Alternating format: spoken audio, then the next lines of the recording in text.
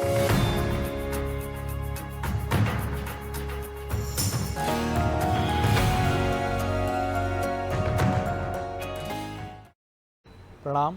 नमस्कार, बहुत स्वागत है आपका उस कार्यक्रम में जिसका नाम है हे प्रभु आनंददाता। और आज इस कार्यक्रम में एक और चिंतन का सिरा, विषय, बिंदु, आयाम, डायमेंशन ये लेकर हम आपसे फिर भेंट कर रहे हैं, मुलाकात कर रहे हैं। और आज हम जिस विषय पर बात करेंगे वो बहुत ही दिलचस्प है, रुचिकर है और जिज्ञासा उत्पन्न करने वाला भी है। क्यूरोसिटी हमारी बहुत बढ़ जाती है उसको लेकर। विषय ये है कि भीख और भिक्षा में क्या अंतर है। जैसा हम में से बहुत सारे लोग, जैसे आप भी इस समय सोच रहे होंगे कि भीख वो है जो व्यक्ति बेबसी में अंतिम चारा या फिर अपने नैतिक पक्ष, अपनी शर्म को जब वो पूरी तरह से समाप्त कर देता है तो वो भीख मांगने लगता है। और भीख कहीं ना कहीं असहायता का भी बोध कराती है कि कोई चारा नहीं, काम करने की आदत छूट चुकी है, शारीरिक निशक्तता है या कुछ ऐसी कोई ऐसी बुरी लत है जिसकी वजह से अब हम कुछ कर ही नहीं सकते हैं सिवाय भीख मांगने के। भिक्षा में अंतर है। जिनके यहाँ उपनयन संस्कार होते हैं वो भिक्षा मांगते हैं, भिक्षांदेही। सन्यासी दरवाजे पर आता है तो उसके चेहरे पर तेज होता है और वो पूरे तेज से ललकारता हुआ कहता है, भिक्षांदेही, माँ कुछ दान करो। लेकिन उस स्वर में कड़कपन होता है। कई बार तो कुछ सन्यासी जिस तरह से शंखनाद करते हुए भिक्षा मांगते हैं, ऐसा लगता है बिजली कौंध उठी है थोड़ी देर के लिए। तो दोनों के अंतर हैं। और भिक्षांदेही की मांग करने वाला अधिक देर दरवाजे पर रुकता नहीं है। 2 बार, 3 बार, 4 बार, ये भी अधिक हो गया, तो समझ जाता है कि ये यहाँ कुछ प्राप्त नहीं होगा। लेकिन उसके चेहरे पर कोई कुटिलता नहीं होती, क्रोध नहीं होता, नैराश्य नहीं होता। अलख निरंजन, ईश्वर सबका भला करे, निकल पड़ता है। ये मैं उस दौर की बात बता रहा हूँ आपको जहाँ मैंने भी थोड़ा बहुत जो पढ़ा और समझा है कि गुरुकुल परंपरा में भिक्षा मांगना एक बड़ा आवश्यक अंग होता है। आज भी मध्य प्रदेश में कई परिवार जो नर्मदा परिक्रमा पर निकलते हैं, उनमें से कुछ ये बड़ा कठिन संकल्प लेते हैं कि वो 5 घरों से मांगेंगे और 5 घरों में से अगर 5 घरों से कुछ नहीं मिला तो इसका अर्थ है मैया ने कहा है कि आज आपको बिना आहार के सोना है, बिना आहार के ही आज का दिन कटेगा आपका। ये भी देखिए, यानी भिक्षा कहीं ना कहीं एक आध्यात्मिक संस्कार की तरफ भी ले जाती है। लेकिन भीख बेबसी का नाम है, बेचैनी का नाम है, लत का नाम है, एडिक्शन का नाम है, दूसरों पर निर्भरता चरम होने का नाम है। और ये दोनों मनुष्य के स्वाभिमान से सीधे तौर पर जुड़े हुए हैं। तो चलिए इसको और व्यापक रूप से समझेंगे। आज हमारे साथ हैं हमारे विद्वान वक्ता, भगवद गीता के अध्येता, मानस मर्मज्ञ प्रोफेसर डॉक्टर सुरेंद्र बिहारी गोस्वामी। गोस्वामी जी प्रणाम कर रहा हूँ। विषय आपके सामने। आज आपने बहुत अच्छा विषय चयन किया है। अंतर का आधार भी बहुत अच्छा है जी। और इस अंतर के आधार में जीवन के लिए बड़ा सार निहित है। भीख जो है वृत्ति है और भिक्षा जो है व्रत है। भीख जो है प्यास है, भिक्षा जो है उपवास है। भिक्षा उपवास है। भीख जो है अवरोध है, तो भिक्षा जो है टन है, भिक्षाटन यात्रा है, अनवरत चलने वाली प्रक्रिया है। हाँ। भिक्षा वृत्ति नहीं होती, जब जब वृत्ति की निवृत्ति हो जाती है तो भिक्षा प्रारंभ होता है। मनुष्य अपनी अनंत संभावनाओं के साथ संसार पर आता है। मनुष्य पैदाइशी दातार है। मैं चिंतन कर रहा था एक अच्छे साहित्यकार से, साहित्य मनीषी देवेंद्र दीपक से। उन्होंने अपने बचपन की एक घटना सुनाई। उन्होंने कहा कि उनके घर में एक पंडित जी आए, पूजन चल रहा था और उनके हाथ में जो है वो उनको रक्षाबंधन बांधना था, मौली बंधवानी थी। तो उन्होंने यूँ हाथ कर दिया मौली बंधवाने के लिए, खुला हाथ कर दिया। तो पंडित जी ने कहा ऐसा नहीं, हाथ नीचे कर, मुट्ठी बांध और मैं बांधता हूँ। उसमें अक्षत चावल रखा और मुट्ठी बांध के हाथ नीचे कर दी और फिर उसने मंत्र पढ़ा, येन बंधु बलि राजा दानवेंद्रो महाबला तेन त्वाम मनुबद्धामी रक्षेण आचरमाचला। बलि की तरह दानवीर रहने वाले जो त्रिलोक को परमात्मा को भेंट दे सकते हैं, इतना दानवीर बनने की संभावना। उन्होंने कहा सुनो, ऐसा हाथ कभी नहीं करना, ये मंगते का हाथ है। सिकंदर जब जाने लगा तो संसार में अपने हाथ खुले करके जाने लगा। उसके अलग अलग अर्थ हैं, लेकिन उसका एक आध्यात्मिक अर्थ है कि अगर मुझे देना है तो परमात्मा यही देना कि फिर से मैं आ सकूं, ऐसा मुट्ठी बांध करके। इसलिए संसार में जब मनुष्य आता है तो बंद मुट्ठी लेकर आता है। किसके लिए? दातार होने के लिए। ध्यान रखिए, भिक्षुक जो है मुमुक्ष होता है, मुमुक्ष भक्त, मुक्त होने के लिए अपनी यात्रा प्रारंभ करता है। और जो भिखारी होता है वह आसक्त होता है। ध्यान रखिएगा, भीख तृष्णा है, भीख तृष्णा है। और ये भिक्षा जो है वितृष्णा है। जब सन्यासी को सन्यास की दीक्षा दी जाती है तो उस समय आपने अभी उपनयन संस्कार का ध्यान दिया, ध्यान रखिएगा, भिक्षा देने के लिए अन्नपूर्णा आती है। भिक्षा देने के लिए अन्नपूर्णा आती है और भीख देने के लिए संसार के प्राणी आते हैं। अन्नपूर्णा आती है। भगवान ने वामन अवतार लिया तो भिक्षाम देही उपनयन संस्कार करके गया है। उपनयन का अर्थ ही होता है, नयन तो सबके पास है, जिसको उपनयन चाहिए उसको भिक्षा मांगनी पड़ती है। उपनयन ज्ञान नेत्र होता है।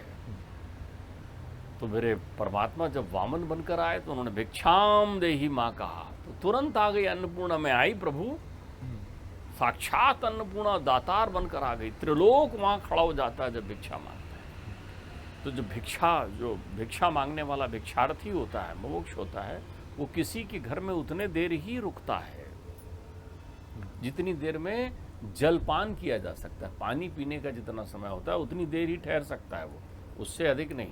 अच्छा। भिक्षा मांगी नहीं जाती। हाँ। भिक्षा मौन होती है। हाँ। वो जाकर केवल आवाज लगाता है और खड़ा हो जाता है। भीख मांगी जाती है। भीख मांगता है आदमी, दे दे भैया, दे दे भैया, वो तृष्णा है, और दे दे भैया, 10 दे दिया, 20 दे दिया।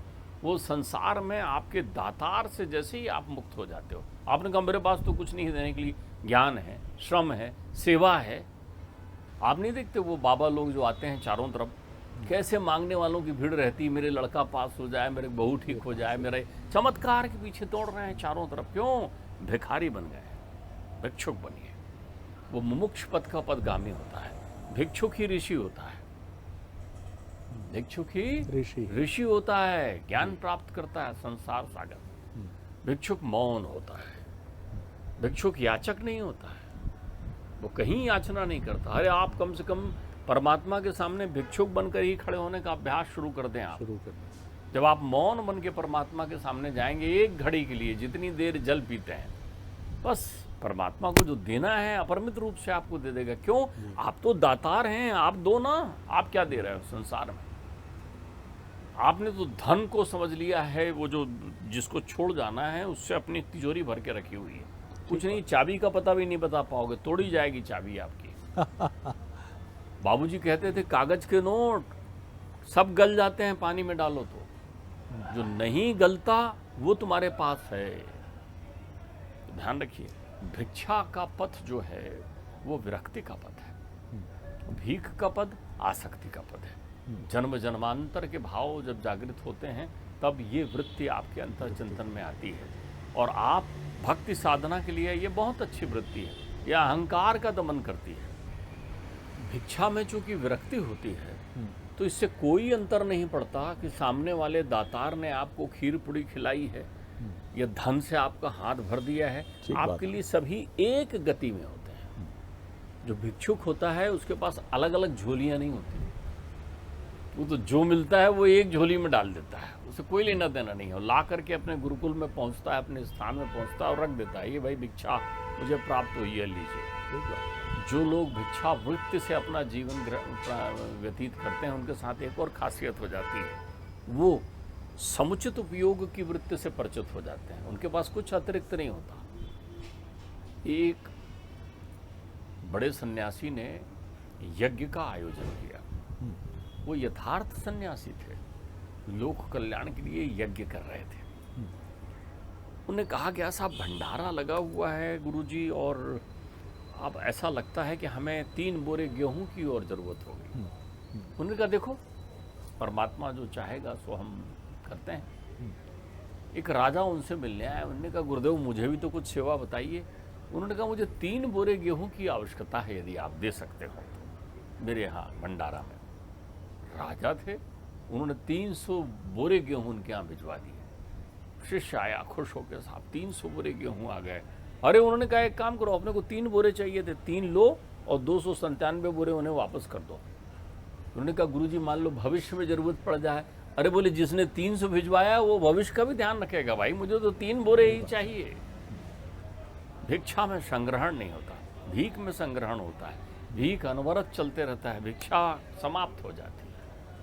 क्योंकि भिक्षा उत्पन्न होती है तत्कालिक रूप से, और उस क्षण जल पान किया और भिक्षा खत्म। सही। भीख तो जल पीने के बाद में फिर उत्पन्न होती है कि अरे कुछ खाने के लिए कह देते हैं हमको। भीख तो फिर उत्पन्न होती है, कुछ कपड़ा भी मिल जाता हमको। तो जो लोग भीख मांगते हैं वो अपने दातार का अपन भूल लेते हैं, वो जन्म जन्मांतर तक भ्रमण करते हैं, वो तब के हैं। ठीक बात। और भिक्षा मांगने वाले आपके होते हैं जिनमें ये वृत्ति आ गई, ये प्रवृत्ति की ओर उनका उनके चरण पहुंच गया, तो ये समझ लीजिए जीवन उनका आनंद आनंद का होता है। लेकिन ध्यान रखिए, भिखारी वही नहीं है जो सड़क में आपसे भीख मांगता है। ये आपको आत्मचिंतन बिल्कुल करना सही पड़ेगा। जहाँ जहाँ अपेक्षाएं हैं, जहाँ जहाँ तृष्णा है, वो सब भीख का ही सब स्वरूप भीख का है। ही स्वरूप है। बहुत सारे लोग अच्छे अच्छे कपड़े पहनकर भीख मांगते हैं, न मांगे तो उनके अंतर वो वृत्ति चलते रहती है। मैं कह रहा हूं भिक्षा की वृत्ति भी यदि तुम्हारे अंतर चिंतन में आ गई तो संतोष आ जाएगा तुम्हारे जीवन में, और तुमसे धनी कोई नहीं होगा। ठीक बात है। आचार्य शंकर से किसी ने पूछा था ना कि कोआ दरिद्रो ही विशाल तृष्णा, तृष्णा ही भीख है। ठीक है। श्रीमंत को यश, और कौन श्रीमंत ये है? तो उन्होंने कहा कि जिसके जीवन में संतोष है। तो संतोष जो है भिक्षा वृत्ति है, तृष्णा जो है भीख है। तो आज संपूर्ण सचराचर सृष्टि के जितने लोग हैं वो भीख पथ पर चल रहे हैं। वो अपने स्वरूप का भान छोड़ करके रूप की आसक्ति में चल रहे हैं। ध्यान रखिएगा, भीख शरीर है, हाँ हाँ। भिक्षा मन है। हमारे श्रोता ये ना समझें कि जो लोग भिक्षा वृत्ति के लिए या भीख मांगने के लिए आपके घर के आसपास निकलते हैं, हम सारा चिंतन उनके लिए कर रहे हैं। हमारा यहाँ चिंतन आपकी उस याचना के लिए है जो आपके अंतर मन में चोर बनकर बैठा हुआ है, ठीक बात। जिसके कारण आप मुक्त नहीं हो पा रहे हैं। यहाँ वो भीख पर बात हो रही है, जी। वो तो विवश है, बेबस है, बेबस है, बेसहारा है, घर बेसहारा के है। लोगों के द्वारा ठुकराया हुआ है। वो क्या करे? उसके पास बैठकर उसको थोड़ी समझाओगे जाक तू बहुत बड़ा दातार है, वो कहाँ समझेगा? वो रोगी है। ध्यान रखिएगा, रोगी, शरीर का रोगी भीख मांग रहा है, लेकिन मन का योगी भिक्षा मांग रहा है। बात उसकी नहीं है। अब यहाँ पर हम दूसरे स्वरूप में आ रहे हैं, जो हमारा मूल उद्देश्य है कि हम याचक नहीं हैं जीवन में। परमात्मा से हमारी प्रीति का मुख्य आधार याचना है हमारी, इसलिए हम सब भिखारी हैं।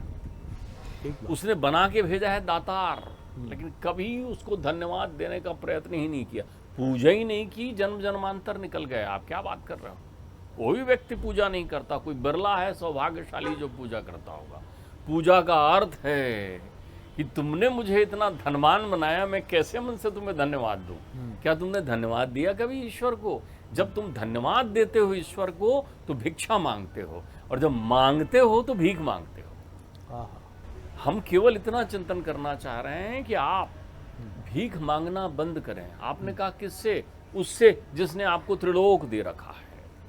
वाह। जिसने आपको मनुष्य जीवन दे रखा है उसको धन्यवाद दीजिए, क्योंकि वो जो है मांगने वाले को नहीं देता, वो जो है मांगने वाले को नहीं देता, लेकिन उपेक्षा भी नहीं करता, वो देखते रहता है। वो कहता है नहीं बेटा ये विषय मत मांग, नहीं बेटा, बार बार कहता है नहीं लड्डू दो लड्डू दो लड्डू दो, फिर दे देगा एक लड्डू, फिर दे देगा दूसरा लड्डू, लड़का दे दो, बच्चा दे दो, परिवार दे दो, घर दे दो। तुम्हारी तो मांग कभी खत्म ही नहीं होती ना, तो तुम तो अजीब जन्म जन्मांतर के भिखारी हो, इसलिए उल्टा लटकते हो फिर आते हो, उल्टा लटकते हो फिर आते हो। लेकिन एक दिन भिक्षा मांग कर देखो, मौन हो जाओ उसके सामने जाकर, उसको कहो धन्यवाद देता हूं, तो फिर तुम्हारी जन्म जन्मांतर की प्रक्रियाएं खत्म हो जाएगी, तुम्हारे उल्टे लटकने के ढंग खत्म हो जाएंगे। इसलिए कहा गया है मांगे से मोती मिले, बिन मांगे मोती मिले, और मांगे मिले ना भीख। तो रोज मांगो नहीं मिलता, और बिना मांगे मोती मिलता है। तो मोती चाहिए तो भिक्षुक की वृत्ति लाइए अपने अंतर चिंतन में, और भिक्षुक वही होता है जो सब त्याग करके निकलता है। बुद्ध बने भिक्षु, ठीक बात, विवेकानंद बने भिक्षु, सब छोड़कर निकलता है। आचार्य शंकर बने भिक्षु। कभी कल्पनाओं में वो वृत्ति तो लाके देखो, कितनी शिकायतें, कितनी मांग खत्म नहीं होती। मैं तो देखता हूं सारा संसार एक मंगता प्राणी बन गया है, जहां करके थोड़ी देर के लिए भी ये वृत्ति खत्म नहीं होती। कभी धन्यवाद नहीं कहा उसको जाकर के। मैंने आपसे कभी कहा था कि मेरे पिताजी कहते हैं कि सड़क में चले जा रहे हो और किसी का एक पेन गिर जाए और कोई पीछे से ला के पेन आपको दे दे, तो आप उसको बार बार और पलट के कहेंगे अरे thank you thank you thank you, आपने मेरा पेन दे दिया करके।